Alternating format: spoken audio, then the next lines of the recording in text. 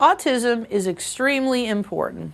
What is essential about autism is that these are children who have problems in numerous areas of their lives. For example, they have problems in social interaction. They have problems in their communication.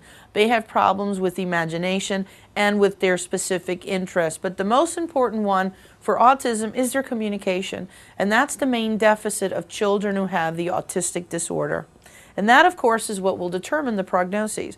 Nobody truly knows what causes autism. One of the common theories is that maybe these are women who, when they were pregnant, had rubella. Because of the rubella, then the child developed autism, but this, of course, has yet to be proven. Autism does not occur very frequently. However, there's recent data that the rates of autism are increasing all over the United States. And it's not so much that the autism itself is increasing, but early detection is increasing, and that's what causes the greater incidence. It currently affects 0.04% of the general population, and again, more commonly seen in boys than in girls. And for you to have the diagnosis, you usually have to have the symptoms before the age of 3. And their symptoms are going to be divided along several lines. As far as the social symptoms are concerned, these are individuals, or children I should say, who basically are unable to relate to their peers, are unable to relate to others. These are children who are in their own world. These are children who, when they're upset, they don't run to mommy, they won't run to daddy, whereas the normal child will do that. When they're upset, they're going to sit in a corner. They might rock back and forth. They might bang their head against the wall. They might do something like that in order to soothe themselves down, whereas normal children soothe themselves by running to mommy or running to daddy. Normal children also have good use of language. They learn 1 word, 2 words, 3 words, etc. Children with autism do not do that. They either fail to develop the use of language, or they start to develop the use of language, but they somehow stop. And their language development ceases, so therefore it doesn't continue. They also have bizarre use of speech. They have very frequently what's called pronoun reversal. So instead of you, they say I, and vice versa. They also have behavioral symptoms. For example, they could sniff toys, they could lick toys, they could line up toys. They have incredible fascinations with things that go around and around, like the wheels on a truck, like the second hand in a clock. And they will stare at these things for hours. And they're very, very ritualistic. They want everything done the same way every single time.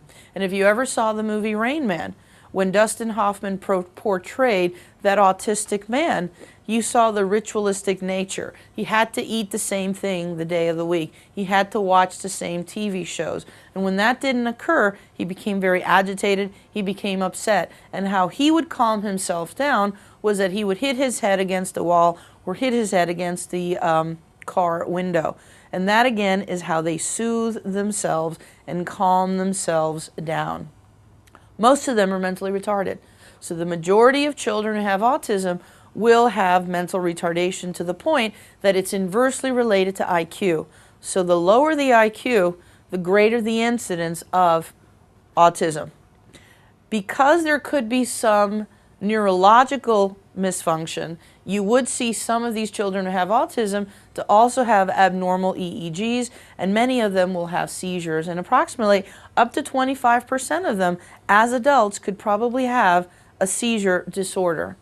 Now, the prognosis of autism depends on how well they learn to speak, how well they use language. So the better the prognosis will always be related to how well they develop their speech patterns.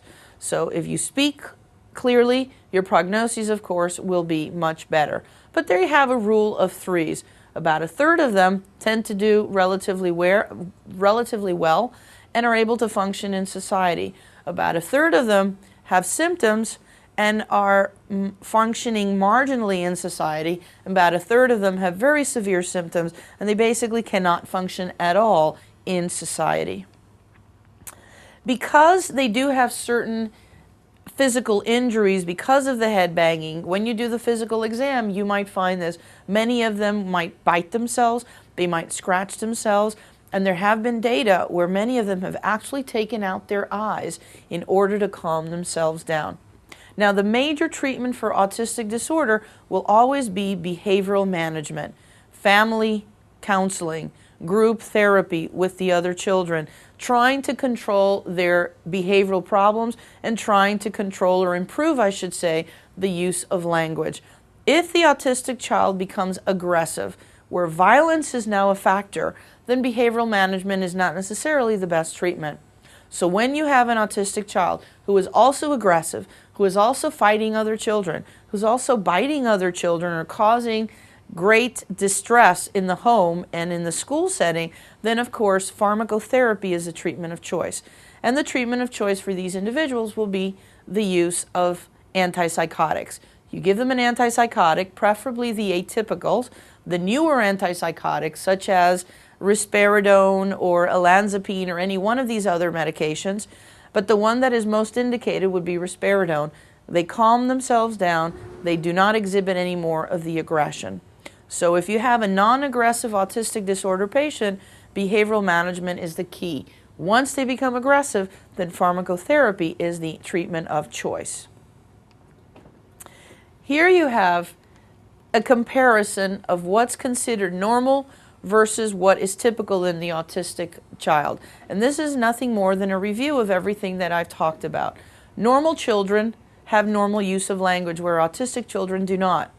Normal children like to seek out others, like to play with others, and they tend to look at you. Eye contact is essential, whereas autistic children do not. They tend to isolate themselves, live in their own world, and have minimal eye contact with you.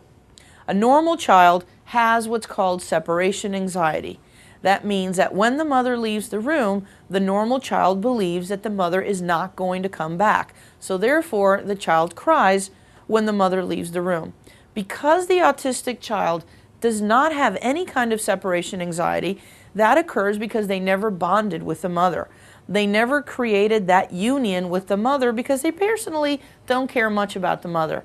So when the mother leaves the room, what you would expect from an autistic child is not to cry and basically not care whether or not the mother is there or not.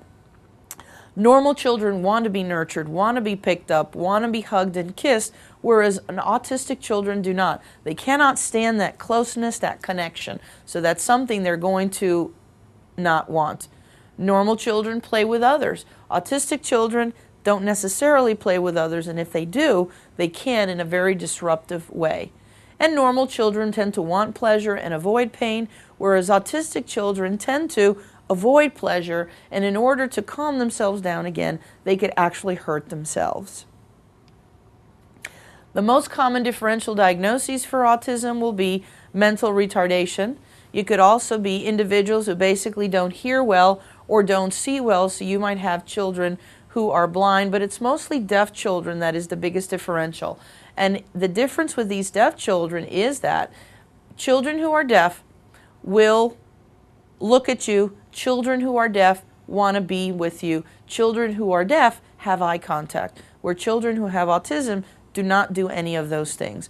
Also, mutism and environmental deprivation are common differentials. Another common differentials will be schizophrenia, especially of the childhood type. However, when children have schizophrenia childhood onset, you're going to find that these children have hallucinations and they have delusions. And that is something that you do not find in autistic children. They do not hallucinate, they do not have delusions because, of course, they are not psychotic. And it's extremely rare, and I dare to say almost impossible, to have a diagnosis of schizophrenia below the age of 3. Schizophrenia childhood onset is usually preteen to teens. You don't see a lot of schizophrenic children, whereas you do see a lot of children who have autistic disorder.